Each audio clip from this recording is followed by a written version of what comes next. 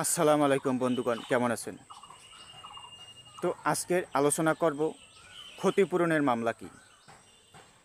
ক্ষতিপূরণের মামলা হলো এমন একটি মামলা যেখানে কোনো ব্যক্তি বা কোনো প্রতিষ্ঠান অন্য কোনো ব্যক্তি বা প্রতিষ্ঠানের কারণে আর্থিক, শারীরিক, মানসিক বা অন্য কোনো ধরনের ক্ষতির সম্মুখীন হলে সেই ক্ষতিপূরণ আদায়ের জন্য আদালতে মামলা দায়ের করে।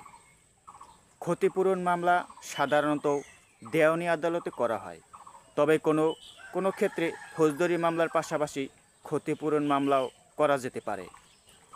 ক্ষতিপূরণ মামলার জন্য আদালতে দায়ের করতে হবে একটি ক্ষতিপূরণ আবেদন।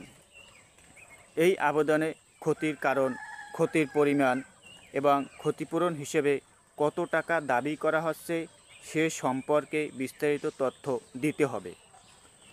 আদালতে আবেদনটি বিবেচনা করে যদি ক্ষতির প্রমাণ পায় এবং ক্ষতিপূরণ দাবিটি যৌক্তিক মনে করে তাহলে ক্ষতিপূরণ হিসেবে একটি অর্থ প্রদানের আদেশ দিতে পারে। ক্ষতিপূরণ মামলার ক্ষেত্রে ক্ষতির প্রমাণ করা অত্যন্ত গুরুত্বপূর্ণ।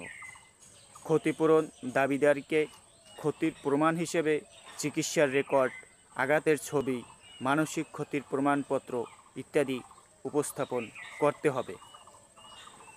ক্ষতিপূরণ মামলার ক্ষেত্রে ক্ষতিপূরণের পরিমাণ কত হবে তা নির্ধারণ করে আদালত। ক্ষতির পরিমাণ নির্ধারণের ক্ষেত্রে আদালত ক্ষতির প্রকৃতি, ক্ষতির প্রভাব, ক্ষতিপূরণ দাবিকারীর আর্থিক অবস্থা এবং অন্যান্য বিষয় বিবেচনা করে।